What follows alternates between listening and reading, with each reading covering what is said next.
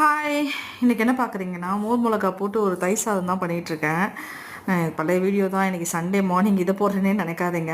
But இந்த தயிர் சாதம் வந்து சூப்பராக இருக்குங்க சாப்பிட்றதுக்கு. இந்த மோர் மிளகா நம்ம கடைகளில் விற்கும், இல்லை நம்ம வீட்லேயே கூட போடலாம். அந்த வத்தல் இருக்கு இல்லையா, அது போட்டு கடுகு, உளுத்தம்பருப்பு, காஞ்ச மிளகா கூட வந்து மோர் மிளகாவும் போட்டு கருவேப்பிலை போட்டு பெருங்காயம் போட்டு தாளிப்பு போட்டு ஒரு தயிர் சாதம் பண்ணால் செம்ம டேஸ்ட்டாக இருந்தது. சாப்பிட்றதுக்கு ரொம்ப எம்மியாக இருந்தது. அந்த மோர் மிளகாவும் நம்ம தயிர் சாதத்தோடு வச்சு சாப்பிட்டுக்கிற மாதிரி இருந்தது. எனக்கு என்னமோ இந்த மாதிரி உணவுகள் தான் ரொம்ப பிடிக்கிற மாதிரி இருக்குது. இந்த தந்தூரி இந்த மாதிரி பேரெல்லாம் வந்து நான் சின்ன வயசுலேருந்து கேள்விப்பட்டதே இல்லை. சென்னை வந்து சென்னை ஆஃப்டர் மேரேஜ் சென்னை வந்ததுக்கப்புறமா தான் இந்த தந்தூரின்னு ஒரு டிஷ் இருக்குது. கோழியை இந்த மாதிரிலாம் பண்ண முடியும். ஃப்ரைட் ரைஸ்ன்னு ஒன்று இருக்குது.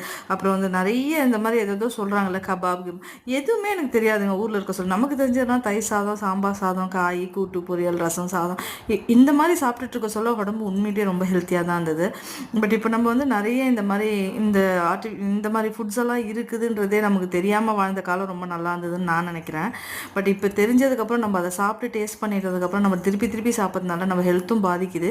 இதை பற்றி நீங்கள் என்ன நினைக்கிறீங்கன்னு கமெண்ட் பண்ணுங்கள். பட் நம்ம குழந்தைங்களுக்கு நம்மளோட சாப்பிட்ட உணவையே கொடுத்து பழகிறது நல்லது.